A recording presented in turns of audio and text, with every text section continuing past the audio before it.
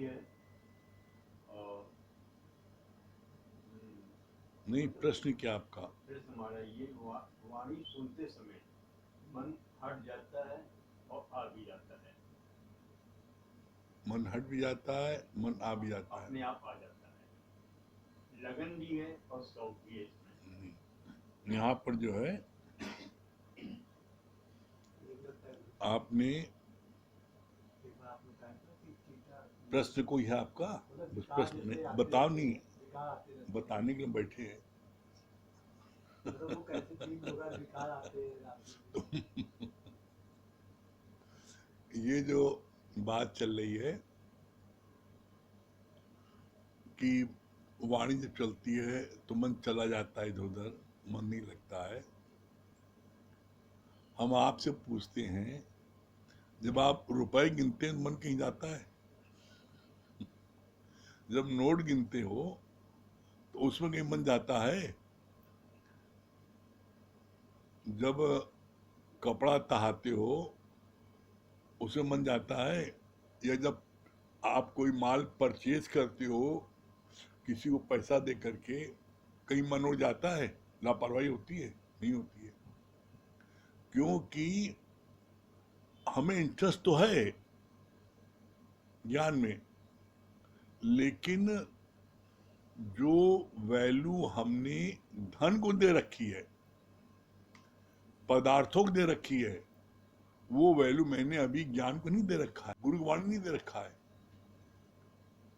आप जब किसी से कोई चीज परचेज करते हो, माल लेते हो, तो उस समय कितना एक आध चीजों गिन के लेते हो, अच्छे से लेते हो।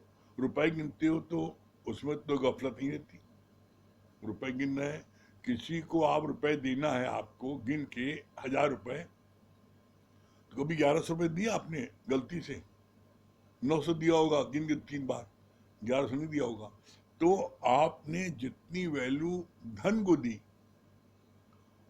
उतनी वैल्यू गुरु के वाणी को नहीं दिया है, क्योंकि धन मेरा चला जाएगा। वो आपने सत्य माना है, वो आपने सत्य माना है, और ज्ञान को ये जो है, हाँ ठीक है काम आ जाएगा। जिस दिन आपको गुरु के वचन अनमोल लगेंगे, उस दिन आपसे एक भी वाणी नहीं छूटेगी, कहीं ध्यान जाएगी नहीं। एकाग्रता, फुल कंसंट्रेशन आप किसी चीज में तब देते हो जब आपको उसमें बड़ी दिलचस्पी होती है। जैसे एज एग्जाम्पल, आप कोई पिक्चर देख रहे हो, कोई नाटक देख रहे हो, कोई सीरियल देख रहे हो, और वो पिक्चर आपको बड़ी पसंद है, या कोई सीरियल आ रहा है टीवी पर आपको बड़ा पसंद है, उस समय आप जिस एकाग्रता से देखते हो, अगर कोई बच्चा भी सामने आ जाए तो आप चिल्लाते हो जल्दी हटो, सीनरी देखने दो। वो इंटरेस्ट अभी क्रिएट नहीं हुआ है। हमें एक्चुअल में ज्ञान से सुनने से हमें क्या फायदा हो सकता है, अभी हमने जीवन में अनुभव नहीं किया है। अभी जो बोला था संजय भैया ने, बहुत अच्छी बात बोली थी कि ज्ञान सुनने के बाद में जिस दिन आप ज्ञान को अपने जीवन में, गुरु की वाणी को अपने जीवन में लगा लोगे 100%, तो उस समय आप ये बोलोगे, मैं अपने अनुभव से कह रहा हूं। अभी आप अनुभव नहीं बोल पा रहे हो। मैं अपने अनुभव से कहता हूं कि ज्ञान को सुनने पर बड़ी ताकत मिलती है। इस ज्ञान को सुनने पर, अभी श्याम भगवान ने क्या बोला, 1 लाख रुपए वो महीना, 1 लाख रुपए घंटे की लेती थी महिला, उससे कहा तुमको हम 50 लाख देंगे, इसका हस्बैंड देंगे, इसका कैंसर ठीक कर दो। उसने कहा मैं नहीं ठीक कर सकता। उसने इस बात को कहा, आपका ज्ञान इस कैंसर को ठीक कर सकता है, और इफेक्ट है कैंसर भी। और ये तो हम प्रैक्टिकल हमने घर में देखा, जब मधु जी को कैंसर हुआ था, गुरु जी की वाणी में यह है कि जब कैंसर का कीमो कराया जाता है, उसका इलाज। तो बोला गुरुजी ने कि जैसे 100 भिक्षुओं का डंक, ये गुरुजी बोला 100 भिक्षुओं का डंक लगता है, उसमें इतनी तकलीफ होती है। और मैंने तो अपनी आंखों से देखा सामने, उनको कीमो करा के लेके आते थे और यहाँ पर लेडीज का सत्संग होता है शाम को 5 बजे, हम ला बैठा देते थे। आप लोग देख रहे थे, आप भी देख रहे थे, सेवा करने आते थे, देखते थे, और वो सत्संग करती थी, उनको दर्द नहीं। हाँ, जब अगर ऐसी लाके उनको बैठा दिया, लेट गई, तो दर्द होता था, लेकिन सत्संग में आगे बैठ गई और गुरु की वाणी बताने लगी, सुनने लगी, दर्द नहीं होता था। और जितने समय तक उनका इलाज चला है, उनको ऐसी लाके हम बैठाते थे और रोज सत्संग करती थी, वो भजन गाती थी। ये करिश्मा तो हम लोगों ने प्रैक्टिकल जीवन में देखा है, कोई तकलीफ नहीं हो रही थी। तो ऐसे में ज्ञान, इसीलिए बोला गया है ज्ञान में वो पावर है, ब्रह्म ज्ञान में, गीता ज्ञान में वो पावर है कि जो इस ज्ञान को सुन लेगा, एक्चुअल में होता क्या है, जो इस ज्ञान को सुन लेता है वो अपने देह से उपराम हो जाता है। वो देह से उपराम हो जाता है तो उसको कोई चीज देह की लगती नहीं है। मैं घोड़सवार हूं, ये घोड़ा है, तो घोड़े को कोई तकलीफ हो रही है तो उसका इलाज चल रहा है, लेकिन मैं घोड़सवार हूं, ये फीलिंग आने लगती है। कितना भी कष्ट होता है शरीर में, जब सत्संग बैठ जाए पता नहीं कहाँ गायब हो जाता है। ये करिश्मा है, ये सत्संग का करिश्मा है। कितना भी, और ये चीज आपने खुद देखा होगा कि कितना भी किसी को, किसी प्रेमी को कितना भी कष्ट हो, लेकिन जब वो सत्संग बैठ जाता है वो कष्ट गायब हो जाता है। और जब सत्संग समाप्त हो तो तब फिर याद आ जाता है, हमारे कष्ट है घुटने में, हमसे मोड़ा नहीं आ रहा है, लेकिन कैसे बैठ गया व्यक्ति। तो हम जिस दिन ये महसूस करेंगे कि इस ज्ञान में इतनी ताकत है कि मेरा जीवन उद्धार होगा, तो हम इसका महत्व देंगे। भाई आप देख लो, अब किसी से कहने की आवश्यकता नहीं है, तोरा मन दर्पण कहलाए और भले बुरे सारे कर्मों को देखे और दिखाए, जग से भाग ले प्राणी पर मन से भाग न पाए, तोरा मन दर्पण कहलाए। आप देख लो, आप जितने बैठे हो, किसी एक का भी 365 दिन सत्संग होता है, सत्संग बंद नहीं होता कभी, चाहे कर्फ्यू हो और चाहे लॉकडाउन लगा हो, कुछ सत्संग होता रोज। आप देख लो, क्या 365 दिन आपने सत्संग अटेंड किया? देख लो, आप देख लो, कोई काम आई, कहीं दावत है, सत्संग बंद, कोई रिश्तेदार आ गया, सत्संग बंद। ये तो सत्संग तो जब फ्री टाइम है, चलो टाइम पास। सत्संग के लिए किसी के मन में वो उतावलापन है कि नहीं, सत्संग नहीं छूटे, कुछ हो जाए, सत्संग नहीं छूटे। हम कई मरतबा हमने, कोई आया बैठा अंदर था, हम डांटा नहीं, सत्संग आया बैठो, अंदर क्यों बैठे हो, अंदर काम किया तुम्हारा भी, यहाँ पर सत्संग बैठो, तुम सत्संग छोड़ उधर बैठे हो। तो आप पता लगता है कि आपने सत्संग को कितनी इंपॉर्टेंस दी है। और जितना सत्संग को आप महत्व दोगे, उतना देने वाले आपको महत्व देंगे। जब आपने स्वयं सत्संग को महत्व नहीं दिया, दावत है, चलो दावत चले, क्रिकेट आ रही है, चलो क्रिकेट देखेंगे, तो सत्संग रोज का है, क्रिकेट देखेंगे, सत्संग छूट गया। कोई रिश्तेदार आ गया, बेटी बेटा आ गया बाहर से, सत्संग बंद। सत्संग को तो हमने एक ऑप्शनल रखा है, जब फ्री है, कोई काम धंधा नहीं, चलो टाइम पास देखिए। जिस दिन मेरे मन में ये विचार आ जाए कि बिना सत्संग के हम नहीं रह सकते। जैसे मछली बिना पानी के नहीं रह सकती, बिना पानी के आप उसको 2 मिनट निकाल दिए पानी से, वो तड़प के मर जाएगी। वैसे आप देखो, आप क्या बिना सत्संग के आप 2 मिनट रह पाते हो? 2 मिनट का 2 महीने आदमी रह लेता है, 2 हफ्ते रह लेता है। अरे चलो देखा जाए 2 दिन, आज ही पत्ता लगा, भाई कहा नहीं आए, गेहूं पछाड़ रहे हैं। मतलब कोई काम है तो वो कर रहे हैं, सत्संग इंपॉर्टेंट नहीं। तो ऐसे में आप फिर ये चाहते हो कि मेरी स्थिति गुरु ऐसी हो जाए, कैसे हो जाएगी? कैसे हो जाएगी भाई? गुरु ने, इसलिए तो दादा भगवान ने बहुत अच्छी बात कही, दादा भगवान ने बड़ी अच्छी बात कही, मंगन मुआ तो खुद खुदा हुआ, अब मंगन मरेगा तुम खुदा हो जाओगे, ऐसा नहीं ना। मंगन मरे तुम खुदा हो जाओ, ऐसा नहीं। मंगन मुआ तो खुदा हुआ। जब मंगन ने अपने को जीते जी मारा तो खुदा हुआ। आप मरने के बाद में कोई उसको कुछ बोलता है, सब तारीफ करते हैं, तो गुरु ने कहा जीते जी मर जाओ। जीते जी क्यों नहीं मरते?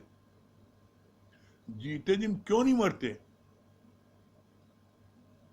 आज भी किसी ने बोला कि मन करता है कि गुरु को शीश दे दे, बस जो गुरु का करे। हमको मन करता है ना, ये मन तब तक करता है, मन बड़ा सियाना है, मन तब तक करता है जब तक गुरु भी तुम्हारी बात को मान रहा है, तुम्हारी प्रशंसा कर रहा है, तुम्हारे को जो आवभगत कर रहा है, तो उस समय तुम्हारे को अपना शीश देना अच्छा लगता है। अभी गुरु जिस दिन बात न माने, तुम्हारे मन की न करे, तो उस समय देखो शीश जो दिया घसीट लेंगे, अपने घर के होंगे, गुरु होंगे। तो अरे जब शीश दे दिया तो शीश है कहाँ?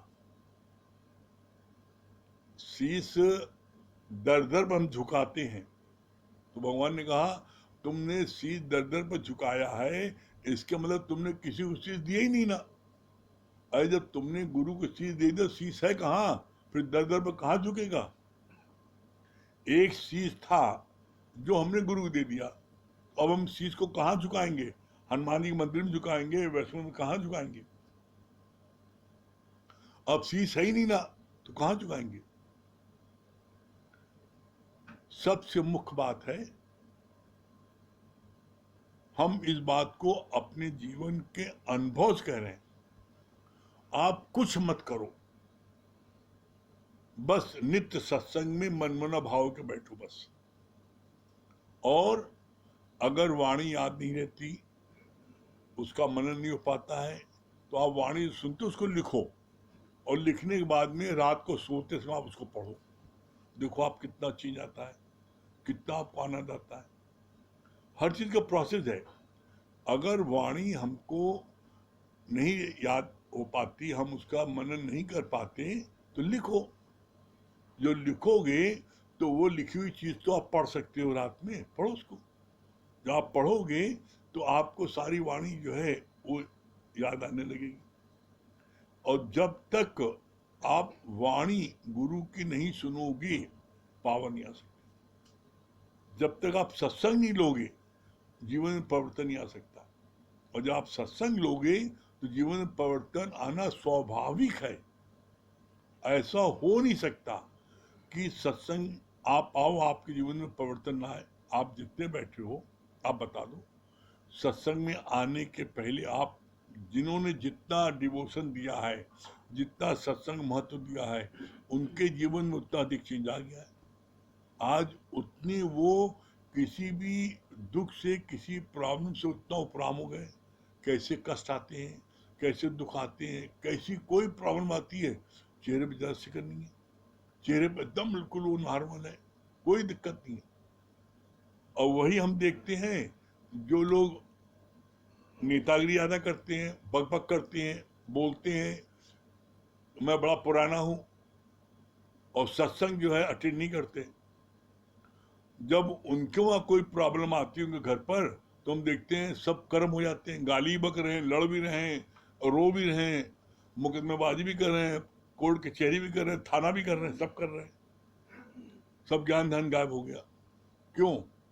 क्योंकि ये इतना पाक साफ दर है, इतना सच्चा दर है कि यहाँ झूठा टिके न कोई, यहाँ कोई झूठा नहीं टिक सकता।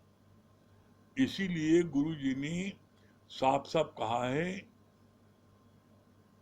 जो साफ हृदय होता है उसके हृदय में मैं एज इट इज विराजमान होकर के वहां से मैं कार्य करता हूं आगे।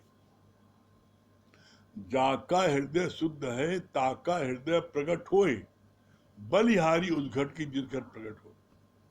किस घट परमात्मा प्रकट होता है? जिसका हृदय शुद्ध है। आप भगवान आते हैं घर पर आपके, तो आप उन्हें कहाँ बैठाते हो? स्टोर रूम में बैठाते हो। जो घर में सबसे साफ सुथरी जगह ड्राइंग वहां बैठाते हो। तो उसी तरीके से ये हृदय, जिसका हृदय जितना पवित्र है उसके घट में परमात्मा एज इट इज विराजमान हो जाता है और वहां से कार्य करता है। तो इसीलिए बार बार ये लाइन आती है, ये लाइन बार बार आती है, अपने मन की करो सफाई और तभी देगा प्रीतम दिखाई। अपने मन की हम सफाई, ये जो चमकी आंखें ना, ये बाहर दिखती हैं, फलाना ऐसा है, फलानी ऐसी है, फलाना तेरा की, कोई कैसा है तेरा की। हमें अपनी उन्नत से मतलब है, हमें अपने उद्धार से मतलब है, हमें अपनी मंजिल तक पहुंचने से मतलब है, कि हमें फलाने से मतलब है। आप देख लो। और हम तो जब भी किसी से बात करते हैं वो दूसरे की बात करता है, अपनी बात ही नहीं करता। अपनी बीमारी बताते नहीं ना, कि अभी भी मेरी ये बीमारी है, अभी भी जो है मेरे को ये बात लगती है, अभी भी हम इससे उपराम नहीं हुए। भाई जितनी चीजें गुरुजी बताते हैं, हम क्या सबसे उपराम हो गए?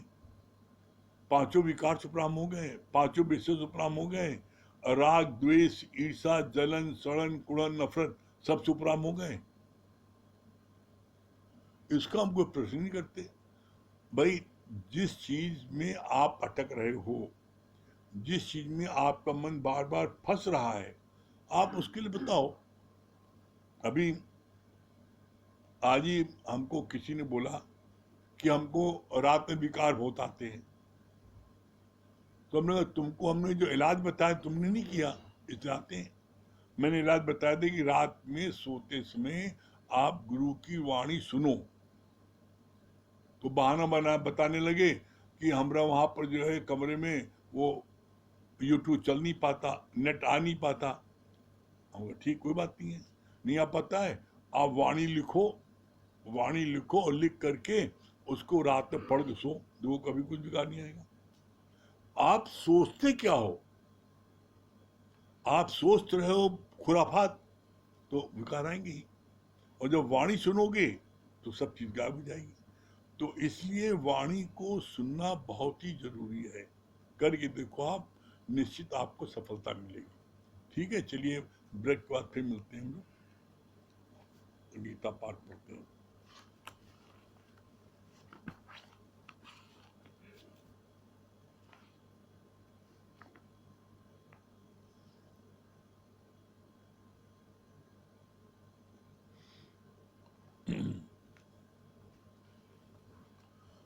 हम लोगों का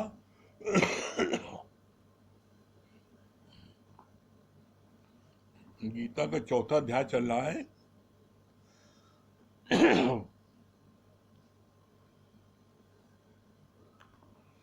चौथे अध्याय में कल हम लोगों ने पढ़ा था, उसका लास्ट पैराग्राफ पढ़ देते हैं।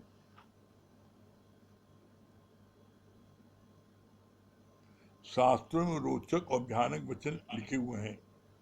दान करो तो इतना पुण्य मिलेगा, गाय की पूंछ पकड़वा कर तुमसे संकल्प करा देंगे, फिर बोलेंगे अब गाय के पैसे दे दो, तुम्हारा गौदान हो गया। सतनाम वाह गुरु ये मंत्र अपने को कहेंगे पर अर्थ कोई नहीं बताते। ज्ञान से तुम जब सत्य को जान लोगे तो स्वतः ही कर्म द्वैत के छूट जाएंगे। कल यहां तक हुआ था, ज्ञान से तुम जब सत्य को जान लोगे तो स्वतः ही कर्म द्वैत के छूट जाएंगे। जो बहुत से लोग द्वैत के कर्म छोड़ने के चक्कर में रहते हैं, छोड़ो नहीं। जो सत्कर्म कर रहे हो करते रहो, ज्ञान सुनते रहो। जिस दिन आप ज्ञान समझ लोगे तो एक दिन ये सहज में आपसे वो छूट जाएगा, और छोड़ोगे ऐसे तगड़ करके तो फिर जब कोई विपरीत परिस्थिति आई फिर पकड़ लोगे। उसके आगे बोला, बहुत अच्छी बात बोली, सत्य नाम वाह गुरु ये मंत्र अपने को कहेंगे पर अर्थ कोई नहीं बताते। ज्ञान से तुम जब सत्य को जान लोगे तो स्वतः ही कर्म द्वैत के छूट जाएंगे। आगे, धान के छिलके होते हैं पर खाने के लिए तुम छिलका उतार कर चावल बना के खाते हो। ऐसे ही देह अध्यास है, जो मजा नहीं है पर ये छिलका उतारो तभी आनंद आएगा। धान बोया जाता है पर चावल नहीं। ऐसे ही देह भाव है तो जन्म मरण भी रहेगा। कितनी अच्छी बात बोली। क्या बोला? देह भाव। अगर देह भाव में आप रहते हो और आपका शरीर प्राण छूटते हैं तो आपको फिर 84 लाख योनि में आना पड़ेगा। इस पर शब्द बोला है, जब आप देह भाव में रहोगे तो आपको जो है 84 लाख योनि में आना पड़ेगा। बोला, धान के छिलके होते हैं पर खाने के लिए तुम छिलका उतार कर चावल बना के खाते हो। चावल को धान बोलते हैं, जो धान को उसके छिलके उतारते हो और तब चावल पकाते हो तब खाते हो। ऐसे ही देह अध्यास, जो मजा नहीं है पर ये छिलका उतारो तभी आनंद आएगा। कितना सुंदर लिखा गुरु जी ने। ये छिलका उतारो कौन सा? देह अध्यास का। जब देह अध्यास का छिलका उतारोगे तो तुम्हें आनंद की प्राप्त होगी। बोला, धान बोया जाता है, चावल नहीं बोते। चावल बोने से नहीं आएगा, जब धान को बोएंगे तो चावल पैदा होता है। ऐसे ही देह भाव है तो जन्म मरण भी रहेगा। क्लियर कट है। देह भाव रहेगा तो जीवन मरण के चक्कर में आपको आना पड़ेगा, और देह भाव न हो इसके लिए जरूरी है कि आप नित्य ज्ञान लो, नित्य सत्संग लोगे तो देह भाव से आप उपराम हो जाओगे। गुरु पहले दिन बोलते हैं, तू देह नहीं तू आत्मा है।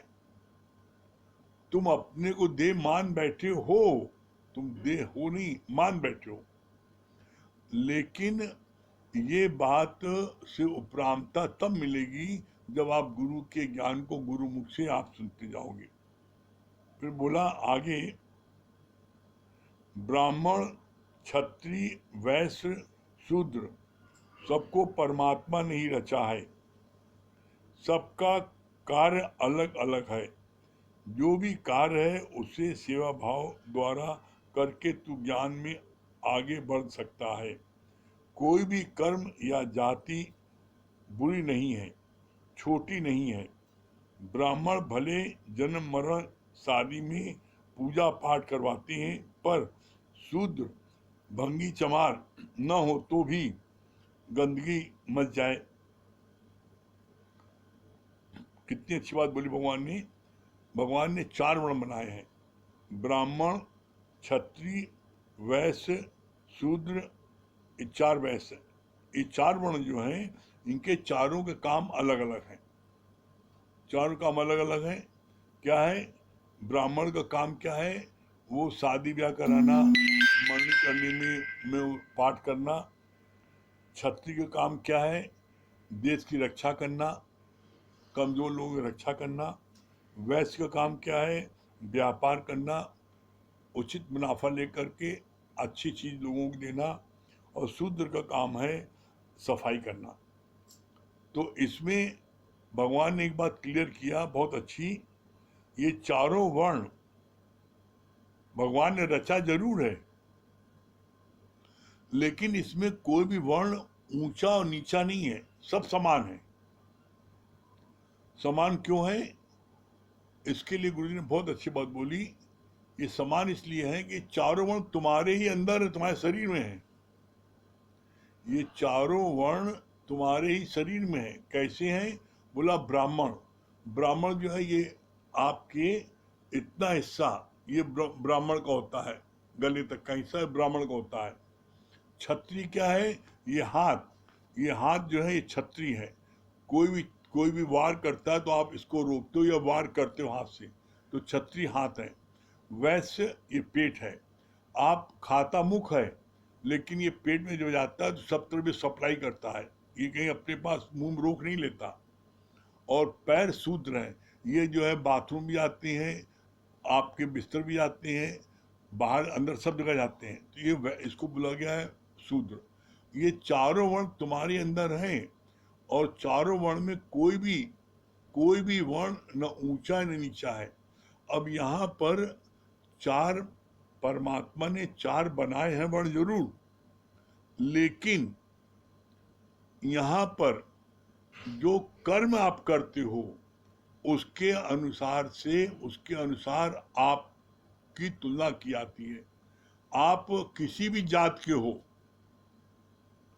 अगर आप ब्रह्म की विद्या देते हो, आप जो है ब्रह्म में विचरण करते हो, परमात्मा कार्य में लगे हो, तो आप ब्राह्मण हो। छत्री जो देश की सेवा में लगती हैं, मिलिट्री में ज्वाइन कर लेते हैं, देश की सेवा में रहते हैं, वो जो है छत्रियों को बोला गया है। तो किसी भी जात का कोई जो सेवा में लगा है देश की, वो छत्री माना जाता है। वैश्य क्या है? जो भी बिजनेसमैन है, जितने बिजनेसमैन है, चाहे वो किसी जात के हो, चाहे वो शेड्यूल कास्ट का हो, चाहे वो क्षत्रिय हो, चाहे खत्रिय हो, चाहे ठाकुर हो, और चाहे ब्राह्मण हो, किसी भी कास्ट का हो, यदि वो व्यापार करता है तो उसको वैश्य कहा जाता है। और शूद्र क्या है? जो सफाई का कार्य करता है उसे शूद्र कहा जाता है। वो चाहे ब्राह्मण सफाई कार्य करे और चाहे क्षत्रिय करे, कोई भी करे, जो उस कार्य को तो उसको शूद्र कहा जाता है। फिर भगवान ने कितना अच्छी बात बोली, अगर ब्राह्मण ब्रह्म की विद्या देता है, शादी विवाह कराता है, तो शादी विवाह वो तभी करा सकता है जब शूद्र वहां सफाई कर ले। तो किसी की कोई इंपॉर्टेंस कम नहीं है, सबकी बराबर है। इसके लिए गुरुजी ने बड़ी अच्छी बात बोली, कहा कि हॉस्पिटल बहुत अच्छे हैं, डॉक्टर बहुत अच्छे हैं, लेकिन अगर वहां पर शूद्र आकर सफाई न करें और सब तरफ जो है मल्लम पट्टी और खून पड़ा रहे, तो क्या कोई वहां पर जो है डॉक्टरी इलाज कर सकता है? एक दिन स्ट्राइक हो जाती है तो सब तरफ गंद हो जाती है, कोई बैठ नहीं सकता है। तो सबसे ज्यादा महत्व तो उन्हीं का है। और इसीलिए गांधी जी ने इनको शूद्र बोला हरिजन। ये हरि के सच्चे भक्त हैं। क्यों? क्योंकि सफाई सबसे जरूरी है। अगर आप सफाई नहीं रखोगे तो आप कोई कार्य नहीं कर सकते, आप गंदे में बैठोगे। तो इसलिए कभी भूल के भी किसी को ऊंचा नीचा नहीं मानना है। सब आप ही हो, आप ही ब्राह्मण हो, आप ही क्षत्रिय हो, आप ही वैश्य हो, आप ही शूद्र हो। किसको हम ऊंचा कहें, किसको नीचा कहें? फिर आगे बोला,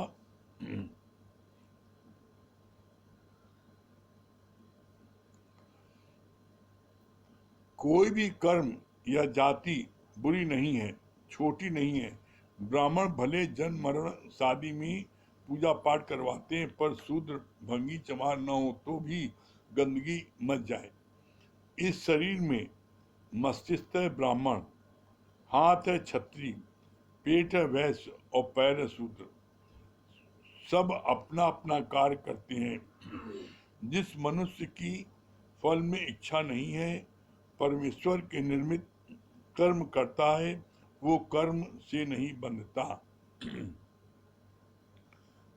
कितनी अच्छी बात बोली है। क्या कहा है? जिस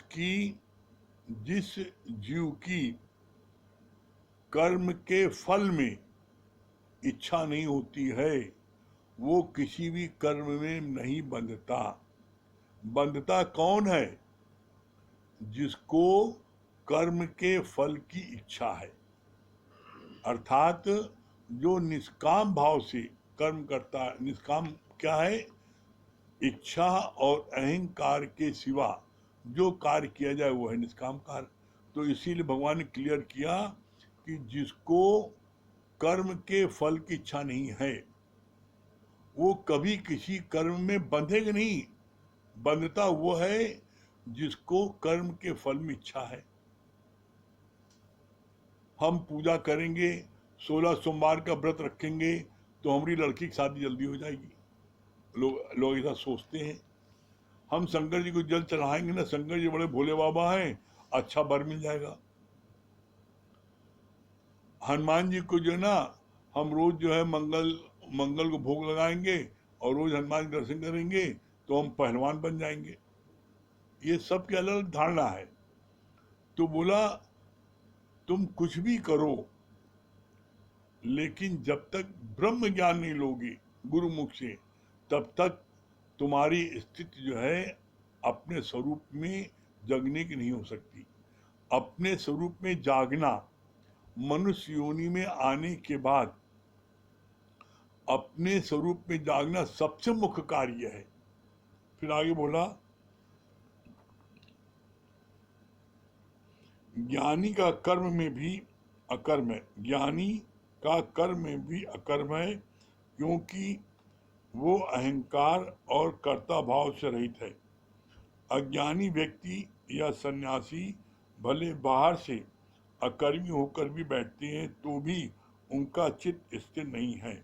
अर्थात बोला जो ज्ञानी है वो सारे कर्म को करता है।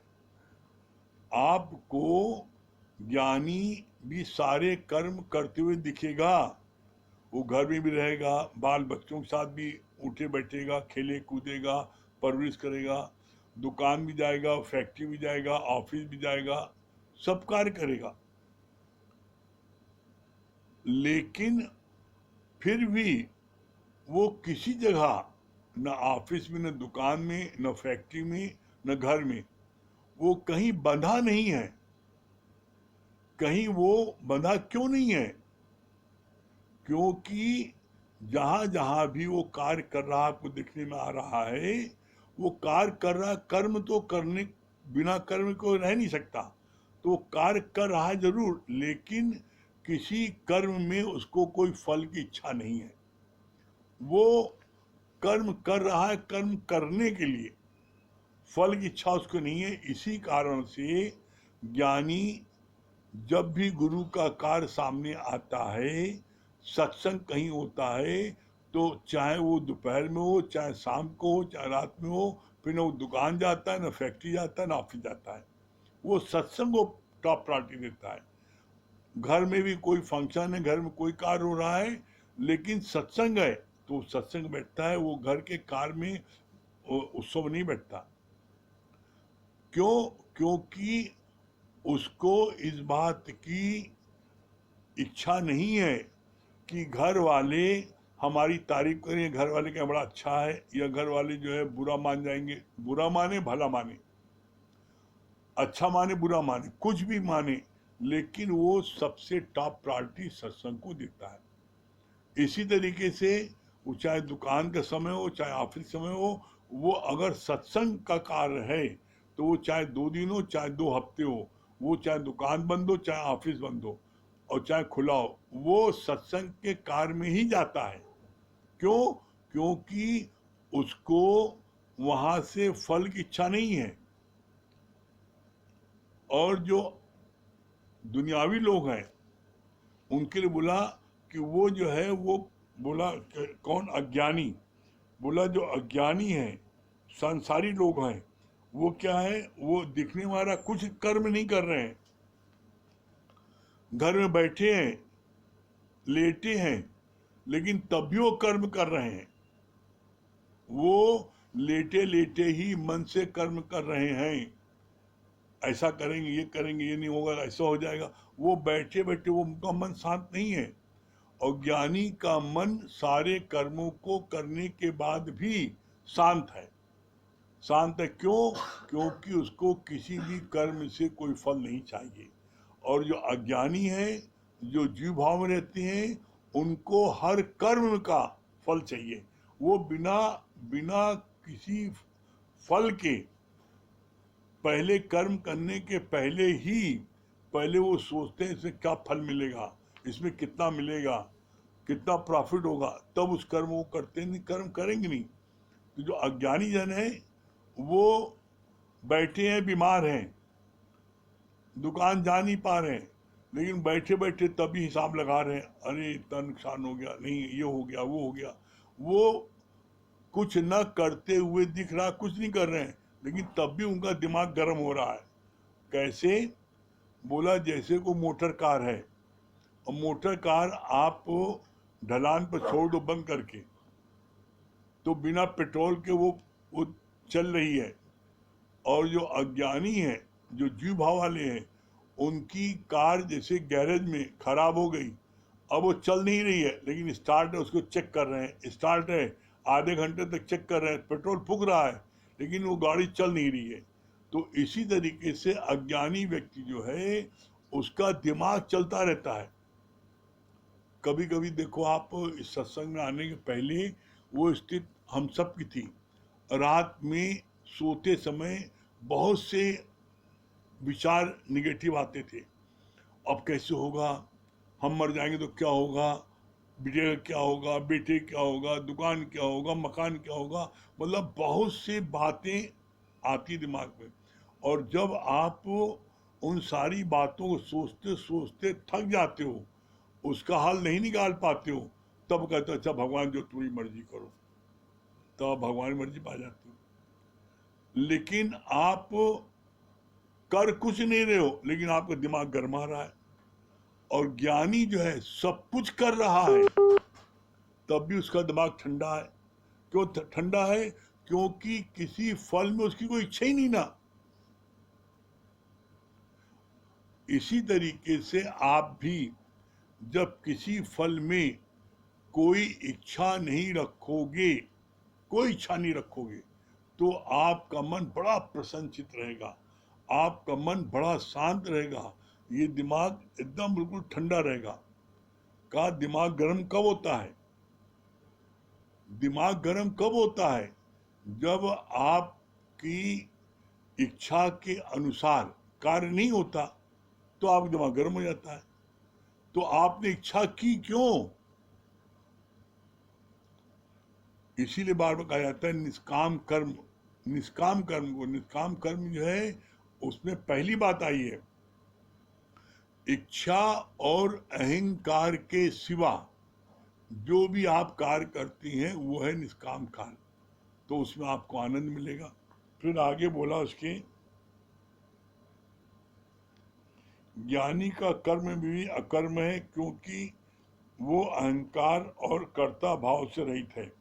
अज्ञानी व्यक्ति या सन्यासी भले बाहर से अकर्मी होकर भी बैठते हैं, तो भी उनका चित्त स्थिर नहीं है, उनका चित्त चलता रहता है। सन्यासी जगत छोड़कर भी जाते हैं, तो उसमें भी तो त्याग रूप क्रिया है और अंदर से जगत याद है। पर ज्ञानी के अंदर है जगत का अभाव, कोई भी कर्म उसके खाते में नहीं आता। कितनी सुंदर बात बोली है।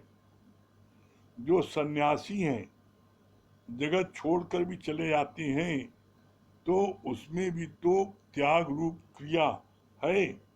घर छोड़ के चले गए, मैंने त्याग कर दिया, त्याग कर दिया, तो फिर जंगल जाने के बाद भी उन्हें घर की याद तो है, मेरी बेटी है। मैंने खुद अपने देखा परिचित को, उन्होंने संन्यास ले लिया। हम लोगों ने भी क्या बात है, अब घर पर नहीं रहते, नहीं, उन्होंने संन्यास ले लिया, आश्रम में रहते हैं। अच्छा, कुछ सालों बाद जब बेटी की शादी हुई तो पता लगा आश्रम छोड़ के चले आए शादी में, तो कौन सा संन्यास वही है। संन्यास लेते हैं जो लोग ऐसा बोलते हैं, कथा कथित एक्चुअल में वो घर की जब परिस्थिति खराब होती है, विपरीत होती है, कोई कोई घर का प्राणी हमारे बहुत ही विपरीत कार्य करता है और मेरी बड़ी बेइज्जती फील होती है, तो हम संन्यास ले लेते हैं। जंगल चले गए, अच्छा आप जंगल चले गए तो क्या आपका पेट आपके साथ नहीं गया? आप जंगल गए तो क्या जंगल में आपके साथ पेट साथ नहीं गया? जंगल के तो वहां भी तो आपका पेट साथ गया, वहां पेट कैसे भरोगे? भीख मांगोगे? क्या करोगे? तो ऐसे में सन्यास कोई धर्म है ही नहीं। सन्यास पूरी गीता पढ़ लीजिए, सन्यास कोई धर्म नहीं है। ये भगेड़ू लोग होते हैं जो घर की विपरीत परिस्थिति होने पर वो घर से भाग जाते हैं और कहते हैं मैंने सन्यास ले लिया। ऐसा कोई नहीं है। ये जो है ये एकदम गलत है। तो इसीलिए बोला कि जो ऐसे लोग हैं वो जब बाहर चले जाते हैं तब भी उनको उनको अपना पेट भरने के लिए कुछ न कुछ तो करना पड़ता है। तो इसलिए संन्यास लेने की जरूरत नहीं है। गुरु नानक साहब ने क्या बोला? गुरु नानक साहब ने बोला घर में रहे जो उदास, नाना हम ताका दास। सबसे बड़ी तपस्या, सबसे बड़ा संन्यास, सबसे बड़ा आपके तप घर में रह करके, कर्म प्राणियों के साथ रह करके अपने कर्मों को काटते हुए परमात्मा के कार्य में लगे रहना, यह है सबसे बड़ा संन्यास। आप जंगल भाग के, कोई विपरीत परिस्थिति नहीं है तो क्या करेंगे आप? ठीक है अमित भैया, आइए।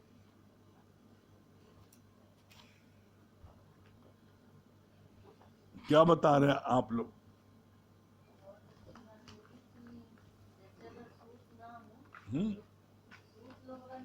हाँ, कैसे होगी?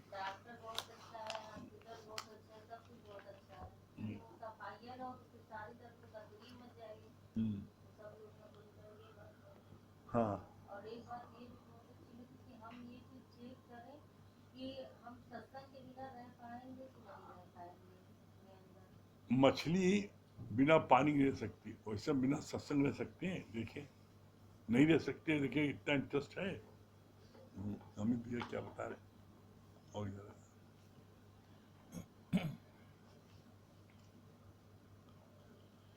यही बात अच्छी लगी जैसे बताया ना कि ज्ञानी जो है वो सत्संग को प्रायोरिटी देता है और अज्ञानी जो है वो माया को प्रायोरिटी देता है। तो बैठे बैठे ये सोच रहे थे कि देखिए ये प्रायोरिटी भी कहाँ से आती है, ये आपके विचारों से आती है। जब कंसेप्ट क्लियर होने लगता है, जब ज्ञान में आनंद आने लगता है, अंतर्मन प्रसन्न रहने लगता है। जैसे कल ही बात हुई ना कि भाई गीता का एकमात्र ज्ञान ही ऐसा ज्ञान है जो आपके मन को शांत कर सकता है। तो जब मन शांत होने लगता है, उपलब्धि मिलने लगती है, अंदर आनंद आने लगता है, तो प्रायोरिटी अपने आप फिर सत्संग को आदमी देने लगता है।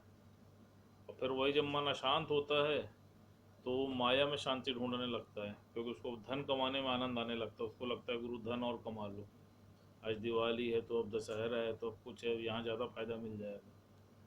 तो यही चीज़ हमने पाई कि वाकई सही बात है कि रेगुलर के अभ्यास से ये चीज़ें पॉसिबल हैं। जैसे रोज़ सत्संग सुन रहे हैं या रोज़ बैठते हैं तो धीरे धीरे धीरे धीरे क्या होता है कि वो मन जो है उसका फड़फड़ाना शांत हो जाता है। और तगड़ से तो आप इसको जो है जीत नहीं सकते किसी भी हालत में। और दूसरा हमने देखा कि आज ही किसी से हम बात कर रहे थे तो ये बात आई कि यार देखो ऑलवेज थिंक अबाउट पॉजिटिव।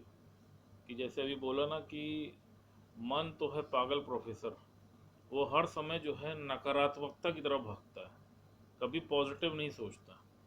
और पॉजिटिव चीज़ों के लिए आपको प्रयास करना पड़ता है, नेगेटिव चीज़ों के लिए प्रयास नहीं करना पड़ता। नेगेटिव चीज़ें स्वतः होने लगती हैं। जैसे आप 4 दिन सत्संग ना जाइए और ज़रा सा बुखार आ जाए तो पहले लगेगा अरे बाप रे कोरोना हो गया क्या, मर जाएंगे क्या। तो पहले आप नेगेटिव होते हैं, लेकिन आप जब अंदर से स्ट्रांग हो जाते हैं तो आप पहले पॉजिटिव होते हैं।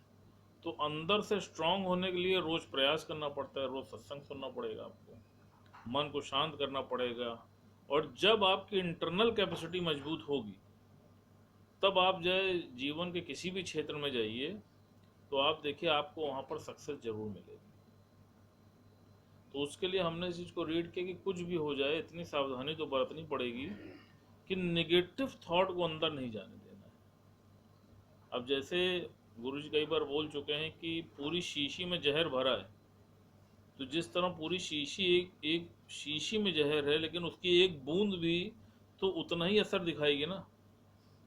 किसी से कहो ले भैया एक बूंद जहर पी के टेस्ट करो, तो क्या करेगा क्या? तो जिस तरह पूरी शीशी मारने के लिए पर्याप्त है, उस तरह एक बूंद भी मारने के लिए पर्याप्त है। इसी तरह वो एक नेगेटिव थॉट है, वो एक नेगेटिव थॉट अगर अंदर गया तो तबाही तो मचाएगा, वो बिना तबाही मचाए छोड़ेगा नहीं। तो इतनी सावधानी हम लोग को रखनी पड़ेगी कि वो जो नेगेटिव थॉट है वो अंदर नहीं जाने पाए। आएगा लेकिन आप एंट्री मत दीजिए बस। जैसे कुंडी जिससे आप नहीं मिलना चाहते तो कुंडी लोग खटखटाते हैं ना, कईयों घर में हिजड़े आ जाते हैं, कुंडी खटखटाते हैं, लोग कहते हैं भैया कोई नहीं। तो इसी तरह ये जो नेगेटिव थॉट है इस पर आपको प्रयास करना पड़ेगा। और धीरे धीरे धीरे धीरे हमने देखा कि वो चीज़ें जो है पॉजिटिव होती चली जाती हैं। और पॉजिटिव रहने के लिए हमने देखा कि आपको प्रसन्न रहना बड़ा जरूरी है। कोई भी कार्य, जैसे लोग कहते नहीं है कि आज ही हम कुछ पढ़ रहे थे उसमें ये बड़ी अच्छी बात थी, कहा कि आदमी सोचता है कि यार ये हो जाएगा, हमारा मकान बन जाएगा तो मैं खुश हो जाऊंगा, मेरे बच्चे की नौकरी लग जाएगी तो मैं खुश हो जाऊंगा, मेरी शादी हो जाएगी तो मैं खुश हो जाऊंगा। तो कहा कुछ हो जाएगा तो मैं खुश हो जाऊंगा, यह अज्ञान है। तुम खुश रहोगे तो जरूर हो जाएगा। अगर आप किसी भी कार्य को खुश होकर करते हैं तो अचीवमेंट्स अपने आप प्राप्त होने शुरू हो जाते हैं। लेकिन आप ये सोचो कि हम इसको करेंगे और तब हम हो पाएंगे, तो ये पॉसिबल नहीं, क्योंकि इच्छाओं का तो फिर कोई अंत नहीं है।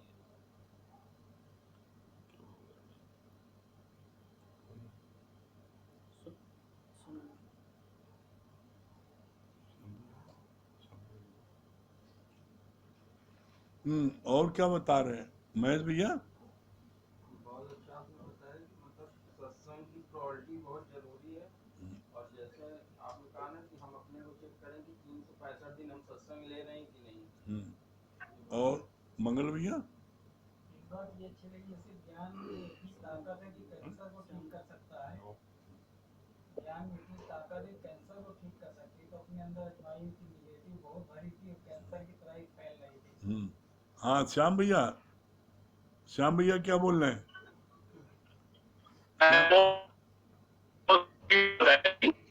श्याम भैया तो पता है कितना न्याय को हम लोग जानते हैं, तो कोई कारण होता है, दुर्घटना जाती है, घर छोड़ के भागते हैं और गए 2-4 साल वहां रहे, जहाँ बिटिया की शादी होने लगी, जहाँ कोई चीज खाइन पीन, बीवी की याद आई, अरे यार उनका बना हुआ खाते, ये करते। तो ये तथाकथित सन्यासी जैसा आप बता रहे हैं ना, कहीं भी गीता में लिखा ही नहीं गया है। और ये सन्यास जो है, जो आजकल के तथाकथित पंडित लोग, ब्राह्मण लोग साधु वेद में बन के चले जाते हैं, अब ये अत्याचार करते हैं, यही जो है लोगों को लूट रहे हैं, यही लोगों को भ्रमित कर रहे हैं वास्तव में। और दूसरा अमित भैया जो बता रहे थे कि ये पॉजिटिव थिंकिंग केवल सत्संग में आती है। सत्संग के बदौलत ही धीमे धीमे धीमे धीमे धीमे धीमे, एक दिन में नहीं होगा, धीमे धीमे बैठते बैठते बैठते बैठते एक दिन गुरु अपने आप जो है निगेटिव थॉट मन से निकाल देता है।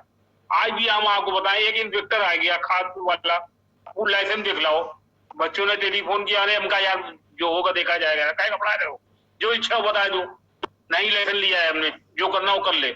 आया साला घूस खाने लग गया, मतलब कुछ नहीं बोल। आवाज नहीं आ रही, आपकी आवाज नहीं आ रही है। हाँ हाँ, वंदना जी क्या बता रही हैं? वंदना कलाई देवी। अभी श्याम हरिओम। हरिओम। हाँ क्या अभी बोल श्याम भगवान ने बताया, अभी श्याम भगवान ने बहुत अच्छी बात बताई कि हर पल हमें पॉजिटिव होने की बहुत जरूरत है। हाँ नेगेटिव पॉजिटिव के जो गीता अध्याय करता है वो कभी बूढ़ा नहीं होता, हाँ कभी बीमार नहीं होता। बीमार या बूढ़े हम अपने मन से होते हैं। जहाँ नेगेटिव थॉट्स आते हैं, लाइन शब्द आप बीमार होते कि हम बीमार हैं, बूढ़े हो रहे हैं, तो थॉट्स से बहुत कुछ डिपेंड करता है। हाँ संगीता रानी भजन सुनाइए।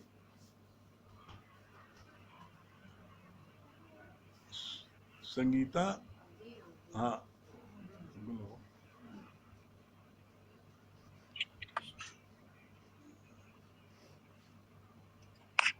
हाँ संगीता जी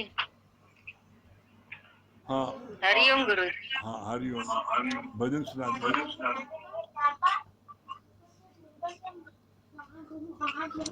कितने ऊंचे भाग हमारे जो हमने सतगुरु पाया है। जलती हुई इस दुनिया में मिली ये शीतल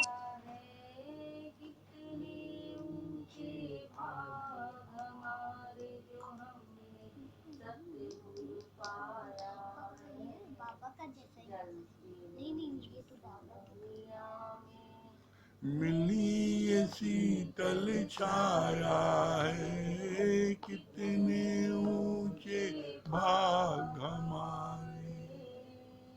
भरे थे दुख ही दुख जिसमें थी ऐसी दास्तां सबकी, मिलाना जब तलक ये दर बड़ी बरसात जिंदगी।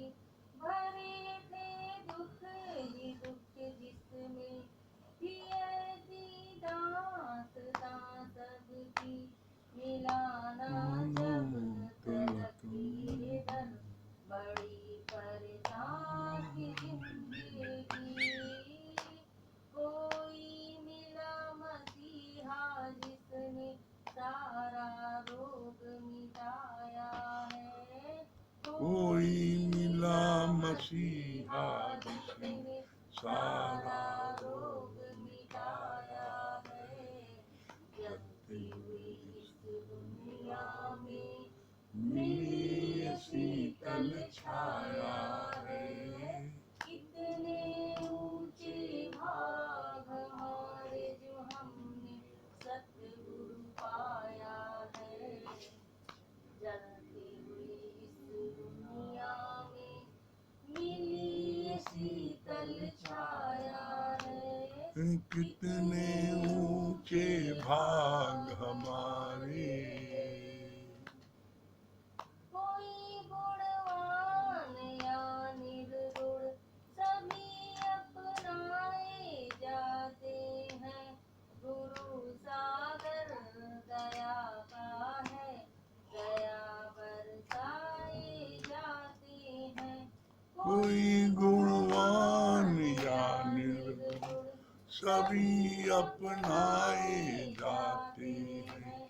गुरु सागर दया का है, दया बरसाए जाते हैं। दुनिया ने जिसको ठुकराया गुरु ने गले लगाया है। दुनिया ने जिसको ठुकराया गुरु ने गले लगाया है।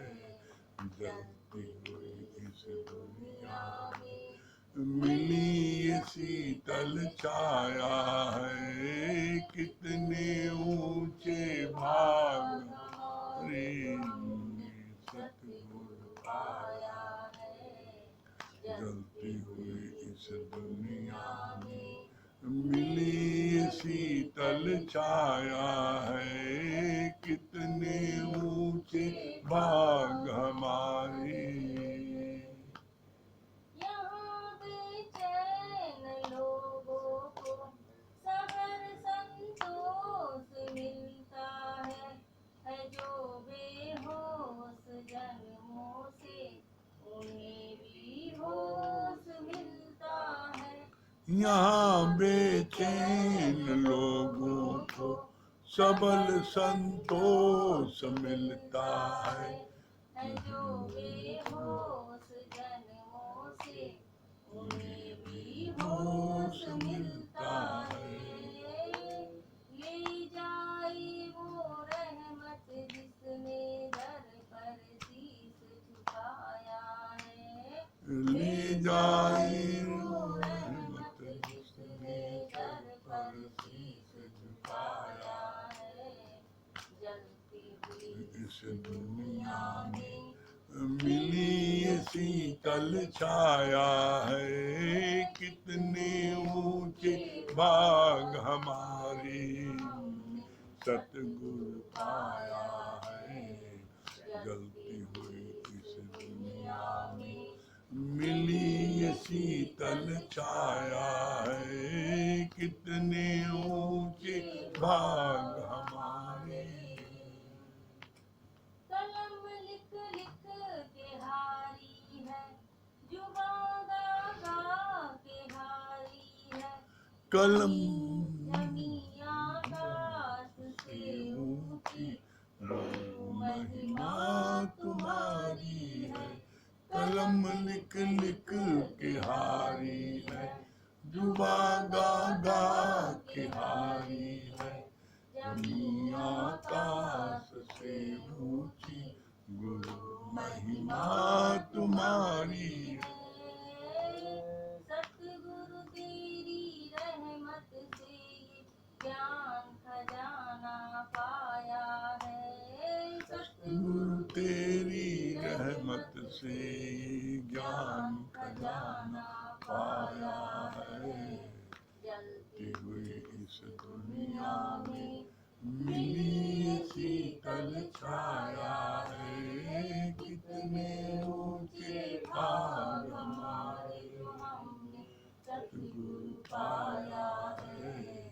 जलती हुई इस दुनिया में मिली शीतल छाया है। कितने ऊंचे भाग हमारे। बहुत सुंदर। चलिए ओम को जाप कर लिए।